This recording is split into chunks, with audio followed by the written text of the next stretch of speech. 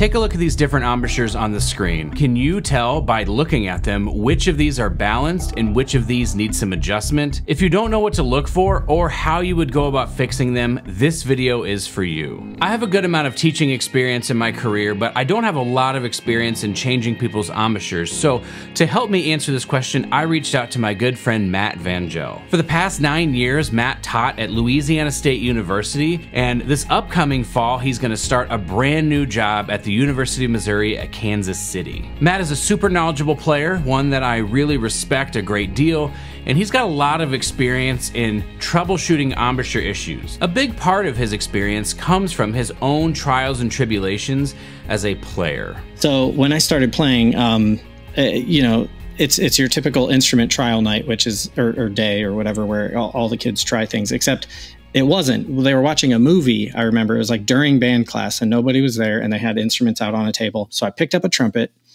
and I jammed it in my face and I got like a G above the staff. Just to show you, I played with about that much of my upper lip, which is like the tiniest little sliver you can imagine. And then I had teachers in high school who were like, you should change your embouchure. You should fix this. This isn't going to get you where you want to go. But my band directors were like, no, we can't lose the guy who can play those notes. And I still like was able to make it work for the most part. And like, you know, made all-state band in Virginia and all this stuff. So like, I still felt like I was, you know, on top of my district and all that. And so I felt like I was like, oh, I'm still doing fine. But then there were these things that I just thought were normal trumpet player things. Like if I had a heavy day, I basically couldn't really play the next day. So after those all-state weekends or whatever it was, I was like, by the time the concert rolled around, I was just jamming the horn onto some other part of my face, like with very little upper lip, so I could like squeeze some notes out. And then when I went to audition for college, I actually did not get accepted to the place I ended up going, which was James Madison University. And a large part was because they didn't want to have to deal with my embouchure. And so I like changed it over the summer and I went back and I was like, I'll show you. And I think I pretty much moved it with the help of one of my teachers, moved it to where it was like, you know, just barely inside my upper lip. So I had most of my upper lip in then, but not quite all of it yet. And so my teacher at JMU was like, you know, I did an ensemble audition. He was like, we're going to accept you. You did great work over the summer and we had somebody not show up. So we're going to accept you into the program. And then in my very first lesson, he was like, you did great work over the summer. It's not quite right. So we're going to start you over, and moved it to where it was now. My guess is that many players can identify with Matt's story. You get going on the trumpet and some aspects of it work, but some aspects of it are kind of difficult, but you just assume that kind of stuff is normal and you take it as normal without realizing there might be an easier way. As you can hear, Matt's journey was quite difficult and it took a long time. So I asked him, why would somebody go through that whole process? Why is it worth it to change your embouchure? I am just of the mindset that I think anybody who is studying trumpet or playing trumpet that I interact with usually wants to play in some capacity for the rest of their life. A lot of the times the physical issues that people have, or like embouchure issues that people may have, will prevent them from doing that, or it creates a ceiling for them. It's basically just trying to remove all of the obstacles so that there is no ceiling and that the chance of them injuring themselves is, you know, slim to none, hopefully. He went on to talk about some of the playing benefits that you would receive from having a more balanced embouchure. The upsides are generally you will be able to produce a like more resonant sound through all ranges and through all dynamics. You're going to be able to have more control of your sound.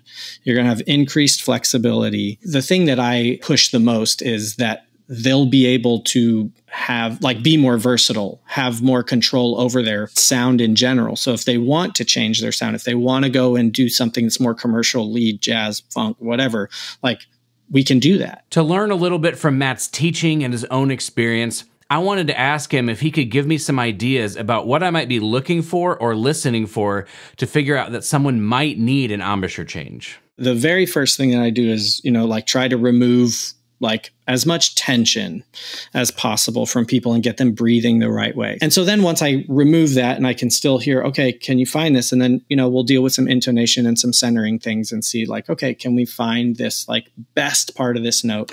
And usually like they won't be able to find it either at a normal dynamic, or they may be able to find it at like a louder dynamic, but then as we start to bring it down, then they're like not able to do it. I usually always try to see, okay, how far can we get here first? But there are some cases where I immediately will look at someone and just seeing their face and seeing how, like where their mouthpiece is placed. I'm like, hey, can you do these couple things? And then I'll ask them those same questions. I say, how do you feel after a heavy day? Like, can you produce sound normally? This is the other question that I ask when somebody has a low mouthpiece is I'm like, when you get tired, where do you get tired? And what does it feel like? If they're experiencing pain, that should be an obvious cue. Personally, I like that one of the indicators you would be looking for an embouchure change is related to what you sound like, and that it's not purely just a physical, I look at you and I know. Although he did say that that is something that can happen. I was taught that the sound should be the guide for all high-level trumpet playing, so it's cool to see even in that basic sense that when the sound has something in it that's not quite right, it is a guide that maybe your embouchure might not be as balanced as it needs to be. Moving on, I think it's time we dig into understanding what a healthy, well-balanced embouchure looks like. So one of the things that I think people are saying nowadays, and there's a really good picture and description in Fritz Damrau's book, Fitness for Brass. It just has a little picture and it's like the mouthpiece should be, again, on the top and the bottom should be outside of the red fleshy part of the lips. A lot of times it's placing like one lip at a time. And finding it, for me, I always have to place my upper lip first because that's the one that I used to cheat all the time and like want to move down. And then I just find my lower lip in there. So if you're able to see. And I just want to clarify, I always try to say, like, I point out the inside rim. It's not the outside rim of the mouthpiece that we want outside of the red. It's the inside rim of the mouthpiece. And everybody will say when they go to that, they're like, oh, but my lips feel so close together and I feel like I can't push air through. And I'm like, that's a little bit of a shift that usually needs to happen because they're so used to having this giant aperture and it is now like a fraction of the size. And so that'll be one of the big struggles is like having them retrain how to meet the resistance of the instrument with this smaller and the resistance from a smaller aperture in their lips. And eventually when they stop feeling like they have to force so much, they're like, oh, I don't have to do this. Information like this is so helpful to me as I have come across a few students that needed embouchure adjustments. I don't have that same kind of confidence in embouchure changing as Matt does, but having concrete ideas like this of things to look for and how to set it up correctly is definitely going to make a difference in my own trumpet teaching. So the next thing I would want to know is how long should someone expect for an embouchure to take place? And does Matt have any tips for success to help guide someone along the way? You have to have a mirror and one that can be close enough to your face so that you can see, because at the beginning, especially for probably the first like month or so, and depending on how many days of that month you play, which I will just tell you, it is way, way, way easier to get through an embouchure change if you are playing daily. And it maybe doesn't even have to be playing necessarily, but it could just be like placing the mouthpiece, but having a mirror really close. I also, when I'm in lessons with people, I take videos and I take pictures and I say, this is what it should look like from this side, from this side, from this side, like from both sides and the front. Like, this is what this should look like. And then while we have it in the right set and they're getting the right feeling, I'm saying, okay, write down in your notebook, or, we say it for the recording, like, what does this feel like to you? Like, describe how this set feels to you, so that they're getting that. And then we're also taking a, recording, like I said, of what it sounds like when they're getting that buzz. So the more you can have that like goal of this is what this should sound like, especially in the beginning. And then you have those references of this is what it should look like, this is what it should feel like, that you can go back to. That's going to help you get through the process a lot faster. And then your mindset needs to be not, when will I be as good as I was? It cannot be that. It has to be, I'm going to try to get better every day, or a little bit more comfortable with this set every day. If you are constantly focusing on, well, I'm not as good as I was, I'm not as good as I was, I'm not as good, that's when doubt comes in, and that's when you stop putting in the time and stop putting in the effort. If you keep this mindset and if you keep consistent practice, usually within a week, maybe 2 weeks, like, you know, students can play from like C in the staff down to like low F sharp. So you've got that whole range.